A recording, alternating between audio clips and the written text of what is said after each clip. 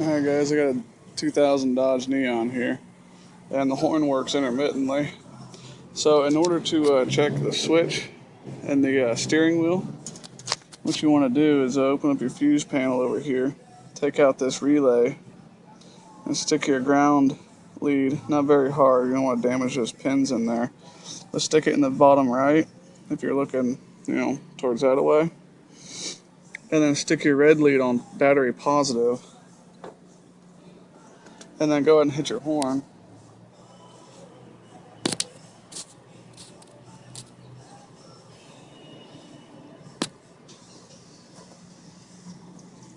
So that's pretty much how you test your switch and the steering column and whatnot. And what you want to do with that is have somebody go in there and push on the horn while they turn the wheel back and forth, and make sure they're pushing really hard so there's no intermittent, problem here, to see if the little copper collar, it's like a circle and has this little pin that goes around and makes constant contact. It could be broken somewhere maybe. In this case it's not.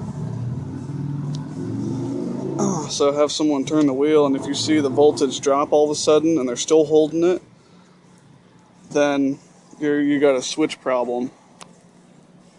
But in this case, it's not the switch. So what you want to do is put your relay back in. So if it's not the switch, this is the easy part. Then you got to go over here, take your headlight assembly out, and it'll be just 2 bolts or 3 bolts. They're really long. One right there, and then one right here. It'll be like under this plastic piece there. And your horn will be bolted right there. Your horn will be bolted in there. And here's your wiring harness.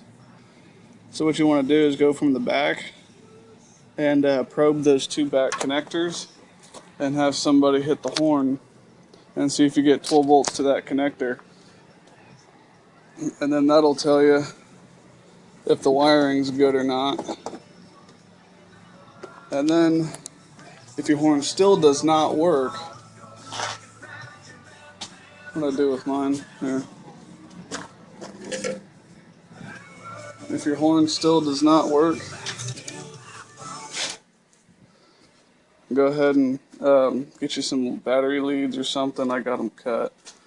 And just put 12 volts to these 2 connectors in here and see if the horn blows.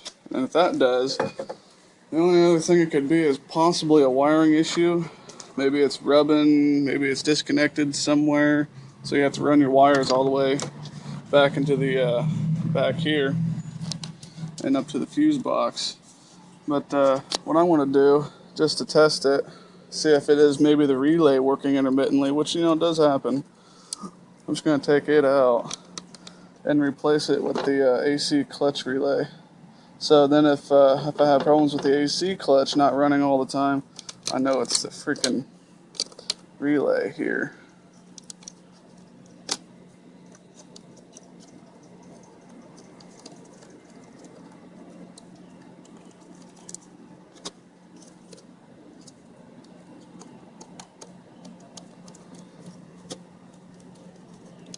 Don't want to replace it with the starter relay, because you need that. Don't want that to screw up on you. But I'm just going to swap those 2, and if it works all of a sudden for a long time, and I know it was that problem, then I'll just take the AC relay out and replace it. They're like $10 relays. But yeah, that's how you diagnose a horn problem. Alright guys, up under the passenger side here, and I found the problem. This wire set up right here is corroded big time. So I found the intermittent problem. So I'll get that repaired, and it'll work for forever until something else goes wrong with it.